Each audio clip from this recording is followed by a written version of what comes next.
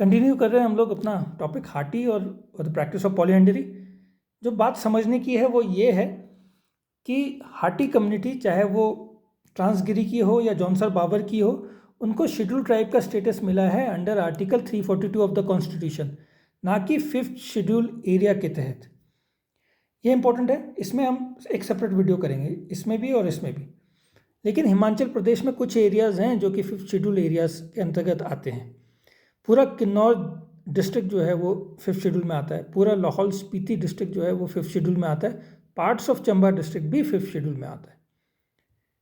अब क्या क्राइटेरिया है कि किसी कम्युनिटी को एक ट्राइबल कम्युनिटी घोषित किया जाता है? ऐसा कोई भी क्राइटेरिया मेंशन नहीं है कॉन्स्टिट्यूशन में, ये भी इंपॉर्टेंट है, इसे याद रखिएगा। लेकिन लोकुर कमेटी जो है 1965 में अपनी रिकमेंडेशन देती है जिसमें ये कहती है कि indication of primitive trades,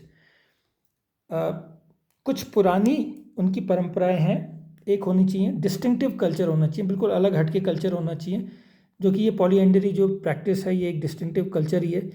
geographically ये एरिया जो है आइसोलेटेड एरिया होना चाहिए, तो दोनों ट्रांसगिरी का एरिया और जॉनसर बावर का एरिया आइसोलेटेड एरिया है। Shyness of contact with the community at large, तो वो नहीं मिलना चाहते होंगे बाहर वाली कम्युनिटी से, अपने में ही खुश हैं। और बैकवर्डनेस, तो ये सारे क्राइटेरिया हैं जो बनाते हैं किसी कम्युनिटी को एक शेड्यूल ट्राइब की लिस्ट में लाते हैं। क्या कोई एडवांटेज है पॉलीएंड्री का? बहुपत्नी विवाह का क्या, पति विवाह का कोई एडवांटेज है? अब आप इसको इस तरीके से समझिए कि कोई दादा हैं और उनके पास 20 एकड़ ज़मीन है, उनके 5 बेटे होते हैं, हर बेटे के पास 4 एकड़ ज़मीन आती है, और हर 5 बेटे के 2 और बेटे होते हैं, तो हर बेटे के पास फिर आएगी 2 एकड़ ज़मीन।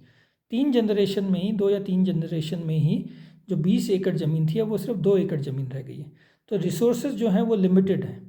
इन रिसोर्सेज को बचाने के लिए ये पॉलीएंड्री जो प्रैक्टिस है ये काफ़ी काम आती है, क्योंकि जो बच्चे होते हैं वो जॉइंट फैमिली के बच्चे होते हैं, वो न्यूक्लियस फैमिली के बच्चे नहीं होते। और दूसरा जो एडवांटेज है वो प्रोटेक्शन ऑफ वुमन है। किस तरीके से प्रोटेक्ट करते हैं ये प्रैक्टिस वुमन को? जबकि 5 पांडव जो थे वो द्रौपदी की लाज नहीं बचा पाए थे। इसको हम इस तरीके से भी देख सकते हैं कि चांसेस इसके कहीं ज़्यादा हैं कि ये जो वुमन जिसने शादी करी है पॉलीएंड्री में, वो कभी भी विधवा नहीं होगी, क्योंकि वो एक से ज़्यादा पति से शादी करती है। तो फिर वो प्रोटेक्टेड रहेगी और उसके जो बच्चे हैं वो भी प्रोटेक्टेड रहेंगे, उनके पास हमेशा पिता का साया बना रहेगा, पति का साया बना रहेगा। तो ये एडवांटेजेस हैं कुछ। गवर्नमेंट के नज़रिए से हम देखें तो गवर्नमेंट जो है एक बैलेंसिंग एक्ट करती है, जहाँ वुमेन्स राइट टू इक्वालिटी बहुत ज़रूरी है, वुमेन को बराबरी का हक मिलना चाहिए, लेकिन at the same time protection of customary laws and traditional practices भी ज़रूरी हैं, उनका भी बना रहना ज़रूरी है। और उत्तराखंड सरकार ने यही किया, यूसीसी में जो यूनिफॉर्म सिविल कोड जो लेके आई है उत्तराखंड गवर्नमेंट, उसमें जो ट्राइबल कम्युनिटी है उनको बाहर रखा गया है ताकि उनकी परंपराएं जो हैं वो बची रह सकें। अब जैसे जैसे डेवलपमेंट होगा सोसाइटी में, इनकी सोसाइटी में जो इनकी वुमेंस हैं वो ज़्यादा लिटरेट होंगी, एजुकेटेड होंगी, एम्प्लॉयड होंगी, जैसे जैसे कनेक्टिविटी बढ़ती चली जाएगी वैसे वैसे ये प्रैक्टिस भी अपने आप में कम होती चली जाएगी। और एक टाइम पे सेंचुरीज से ये प्रैक्टिस जो थी वो चली आ रही थी, लेकिन पिछले 6 सालों में सिर्फ 5 ही पॉलीएंड्री प्रैक्टिस हुई हैं, बहुपति विवाह जो हैं वो सिर्फ 5 हुए हैं।